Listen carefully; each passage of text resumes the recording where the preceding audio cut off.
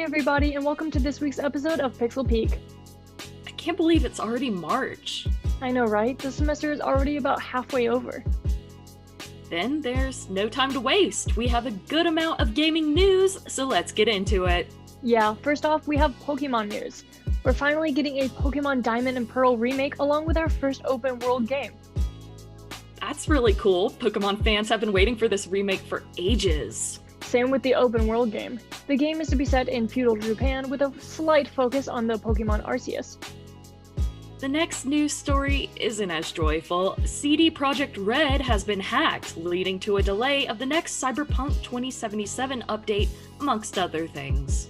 Yeah, and while that's delayed, we have an update on the upcoming Harry Potter game, which is showing a lot of promise, although it too is mired in controversy. The controversy might affect the game's success depending on how things are at the time of its release. We'll have to wait and see. Very true, very true. Now, our final story takes us to Illinois, where they are trying to ban violent video games. Oh, here we go again. Of course, this is full of controversy, as it has been in the past, but we shall see how it plays out. For game analysis this week, we have Zach White discussing PlayStation's latest State of Play release. And after that, we have Elizabeth Dodson to review the new Valheim game. We hope you guys enjoy this week's episode. I'm Sydney Thompson. And I'm Kristen Lawrence, and we hope you enjoy your stay here on Pixel Peak.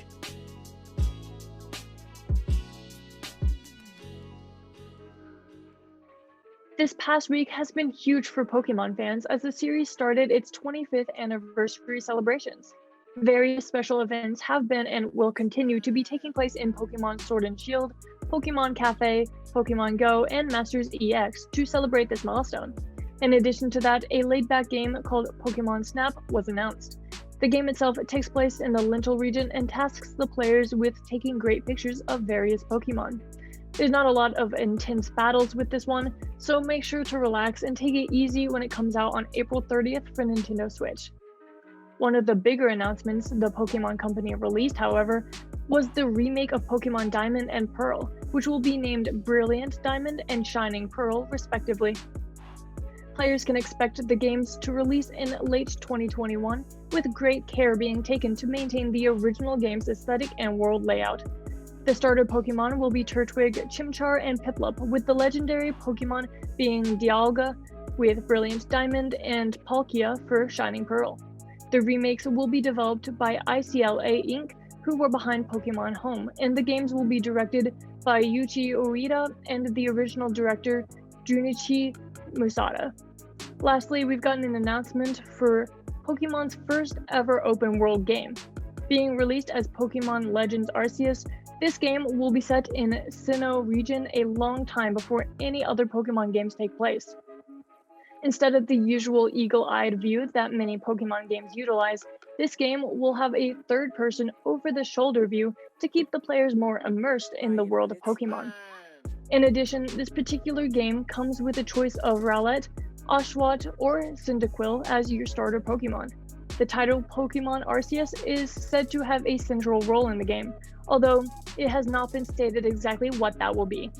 CD Projekt Red had big plans to release Cyberpunk 2077's next big patch, but unfortunately the company is now reeling from a massive security breach. The company reports that an unidentified actor gained unauthorized access to the internal network, collected certain data belonging to CD Projekt Capital Group, and left a ransom note, the content of which we will release to the public. Unfortunately, CD Projekt Red has underestimated the hackers behind this, leading to some unfortunate results.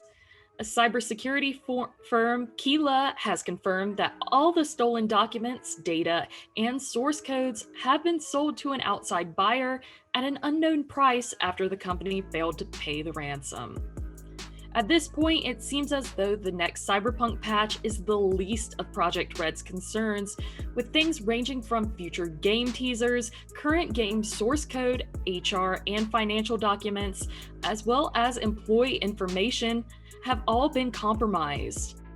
Although there is no accurate price estimate as to how much this data was sold for exactly, Keela reported that the starting auction price was $1 million with a buy now price of $7 million.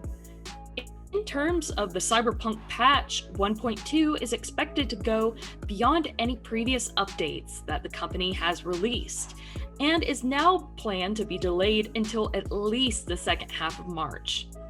Could this have been a perfectly timed attack to catch Project Red when they were least expecting it? More information is sure to come out soon, as the company reports they are still actively investigating the situation.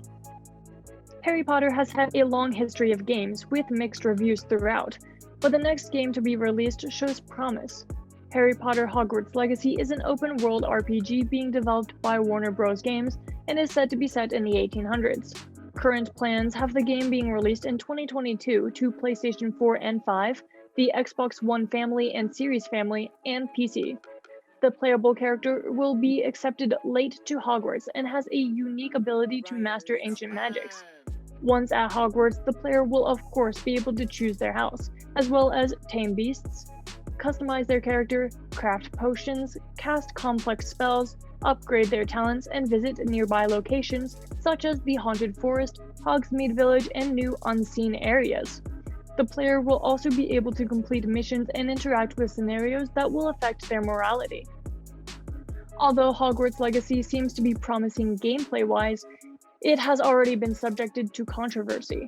One external factor is the newfound distrust of the series due to J.K. Rowling coming under fire after a string of tweets going against trans women. Even though Warner Bros. Has clarified that Rowling is not involved with the project, the fact still remains that Rowling is the creator of the Harry Potter universe. Another issue is that the game's lead designer, Troy Leavitt, was found to have a YouTube channel which is home to a lot of far-right content. The videos are all multiple years old, but many gamers have already decided they don't want to spend their money on a game related to Rowling and Leavitt. Reset Era, a video game forum, is central to the boycotting, deleting any threads on their site related to the game's updates, its trailers, or hype posts. We will be monitoring the game and its controversy as time goes on, and will make sure to include any updates in the future. In the state of Illinois, a legislator by the name of Marcus C. Evans has proposed amendments to a 2012 law, which would prohibit the sale of violent video games statewide. These documents were filed recently in response to an increased number of carjackings and violent crime in Chicago. House Bill 3531 would prevent the sale of all violent video games in the state. In the bill, a violent video game is described as one that allows a user or player to control a character within the video game that is encouraged to perpetuate human-on-human violence, in which the player kills or otherwise causes serious physical or psychological harm to another human or animal. Legislators also look to make an addition to this definition, including carjacking as a form of violent video gaming. Legislators hope that by attempting to ban violent games, they will be stopping the promotion of the activities that they are suffering from in their communities. Evans has also proposed the idea of a $1,000 fine to those that sell or rent a violent video game. Now, this bill will certainly face backlash, as evident by a similar attempt made in California back in 2011, where the state Supreme Court rejected it, claiming that video games qualify as free speech. In 2020, the American Psychological Association also reported that there is little scientific evidence that supports a causal link between violent video games and violent behavior. APA President Sandra Schulman reports that attributing violence to video gaming is not scientifically sound and draws attention away from other factors, such as a history of violence, which we know from the research is a major predictor of future violence. Since this bill was proposed only a couple of weeks ago, we are going to be following along for updates from the Supreme Court and expect a similar outcome to 2011's California case.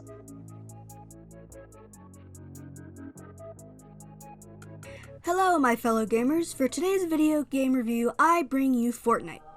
Wait, that's not right. Sorry about that. What I meant to say is I bring you a game that is similar to Fortnite. I bring you Valheim. No, not Valhalla, that game we reviewed towards the end of last season, although the point of this game is the exact opposite of that one. In this one, you are thrown into a solo or multiplayer world where your main goal is to 1. Survive in a world that wants to murder you the majority of the time, and 2. Beat the 5 different bosses in the game to finally reach Valhalla. The game was created by a Swedish developer from Iron Gate Studios and was published by Coffee Stain Studios. It is a survival game with sandbox tendencies, which is similar to Fortnite as I mentioned earlier. Valheim was released on February 2nd, 2021, is a total of $20 on Steam as of this recording, and has a 10 out of 10 approval rating on the Steam platform. For the moment, it is only accessible through the Linux and Microsoft Windows platforms. The game itself has simple graphics, but one can still get an immersive feeling while playing the game. It is in the early access stage, so improvements are to hopefully come in its future. The beginning can seem a bit repetitive at times, but once you get this out of the way and start exploring is when the game really starts to shine. Despite this, the game is still one of beauty, with its variety of biomes and even creatures you encounter that make this game unique even among games in its same genre. The combat itself is also simple, like the graphics, but if you're having a little trouble, there is a little information area on the lower right hand corner of the screen, so if you ever forget controls, just glancing down there will give you a little help. After a couple of deaths on my part, I was able to get a handle on them, the controls. Now, I say the controls for combat are easy, minus the fact that you have to press the left mouse button to attack every single time you want to attack, which can get tiring after a while. I'm hoping the developers fix this in a future update of the game. The combat itself, on the other hand, can be quite challenging, especially when you have to deal with multiple enemies at once or just by not having the correct equipment.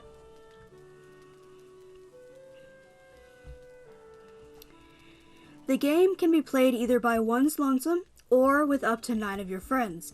At the start of the game, you are tasked with collecting resources to craft weapons and equipment, upgrading said equipment only to collect more resources to do it all over again. And on top of this, you have to make sure to keep your hunger and thirst up, which affects your health bar.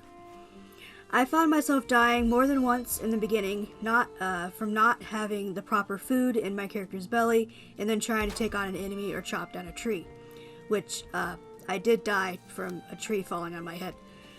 It was funny. And this is what I meant by the game can be repetitive, but in all honesty, every survival game is like this to an extent.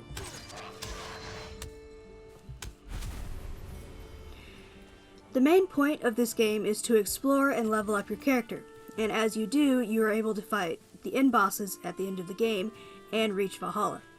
And out of the 9 planned, the 5 that are currently in the game can be quite difficult if you don't spend the time to plan ahead on how you're going to deal with them. I like that you have to make sure your belly is full and that you actually have to explore to find ingredients and resources to progress to the next level. With the food and finding ingredients, the character can only have 3 different things in its belly at once, and after a bit of time in the game, you have to venture out to collect more food. Hence the survival aspect of the game. Your character's main modes of transportation are either by foot or by boat, and the fact that you can get knocked off your own boat while trying to simultaneously get to wherever you're going, I find pretty cool. The building aspect of this game can be pretty confusing at first. Even if you have played the game for an extended period of time, there are points where you can get to where you just want to throw up your hands and forget it. This actually was what I had the most hardships with, because I like building, personally. And even once I started to get the hang of it, I still just wanted to throw something at my screen when I would accidentally destroy or place something somewhere that I hadn't meant to. With this game being an early access game, I don't feel completely comfortable with giving this a score of top of the mountain or even good, because, or I hope, that this game will receive updates that add on to what is already established in the game. And so, I give this game a score of great, and found myself more than once while gathering footage for this review getting lost on time just by exploring and having fun in the game, which in reality is the entire point of playing video games anyways.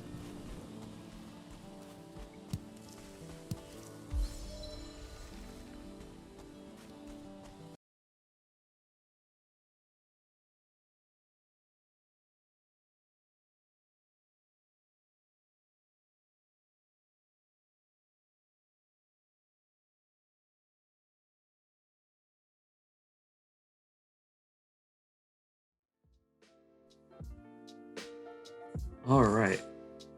State of Decay returned on February 25th with major announcements. Today we have PlayStation analyst and show writer Zach White here to give us some information about what went down at the event. Welcome, Zach. Happy to be here. Thanks for having me, Bryce, and the rest of the crew. No problem, man. Well, it's a shame we couldn't have you in the studio today, so at least we were able to get you over Zoom. Yeah, I know, right? I wish I could be there in person, but next time. Absolutely, man. Well, one thing I like to do is dive right into the questions, so if that's okay with you, let's get right. Of course. Let's get it. All right. Well, my first question for you, man, is what was the main focus of this news event?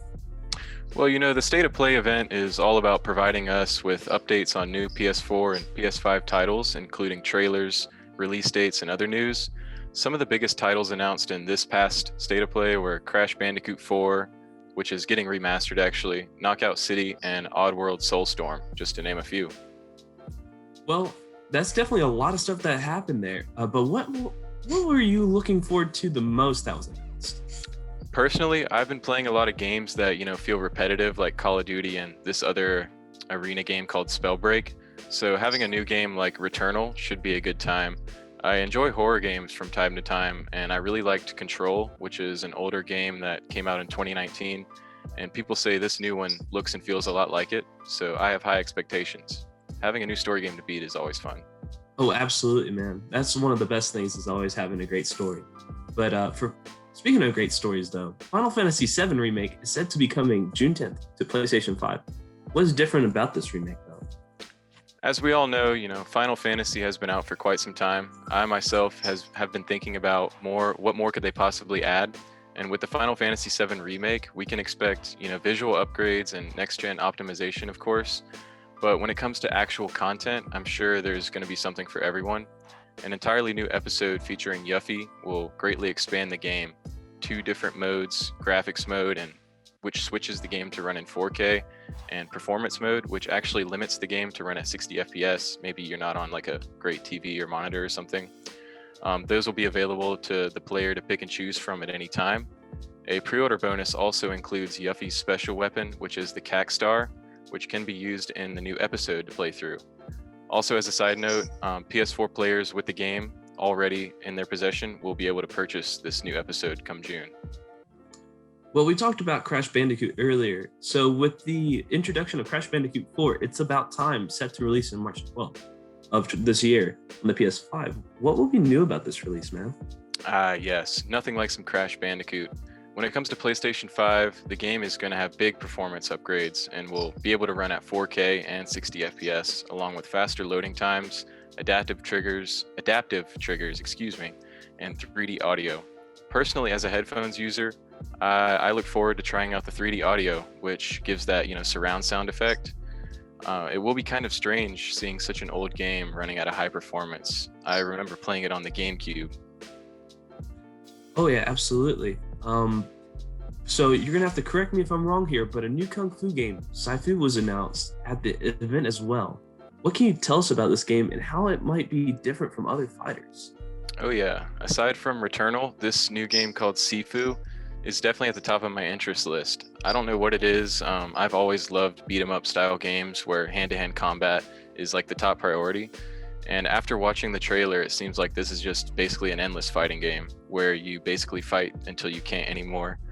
I don't know if you've played other PlayStation exclusive games, but the combat seems to be slightly similar to that of Sleeping Dogs, which is like a Hong Kong based game pretty similar to the story, it seems like.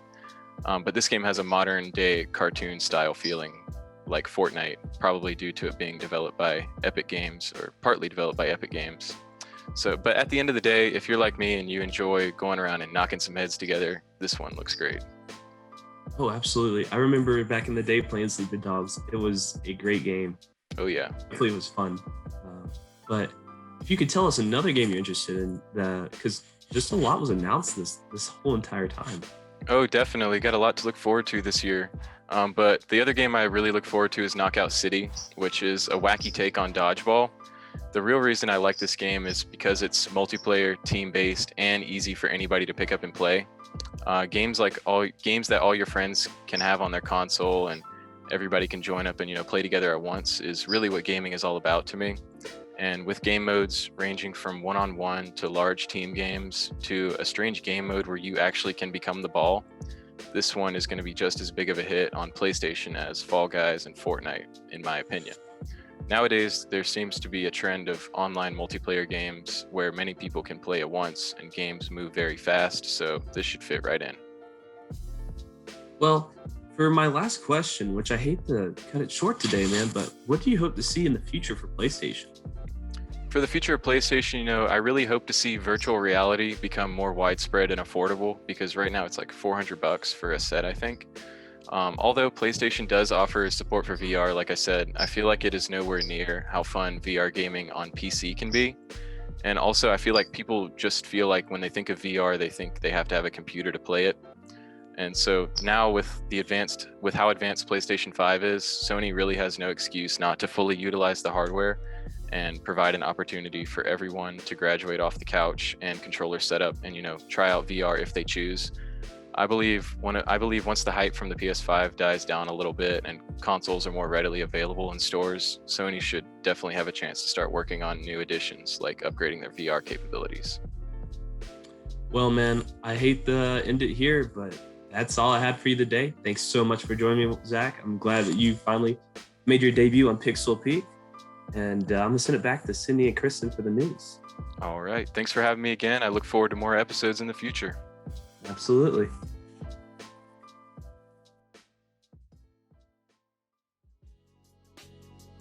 Thanks, Zach, for this week's PlayStation analysis. Yeah, thank you. Man, Pokemon had a lot of news this week. Yeah, few controversial topics too, keeping things interesting. Yeah, I'm sure we'll end up covering future updates for those stories. Most likely. Like each week, we have new Pixel Peak episodes coming out every Monday afternoon at noon. You can find them on WatchAppTV.com, Skybest Channel 20 and 1020, Spectrum Channel 198, and on App State's Campus Television Channel 23.3. And you can always get reminded of upcoming episodes by following our Facebook, Twitter, and Instagram accounts at PixelPeak@TV. Of course, we have our incredible crew to thank for another great episode. Thanks to writers Rebecca Larson, Josh Beal, and Zach White, game reviewer Elizabeth Dodson, and producers Nick Corbin, Elise Taylor, Haley Cipher, and Jacob Barber for another week of impeccable gaming industry content. Thank you all for watching, and we hope you enjoyed your stay here on Pixel Peak.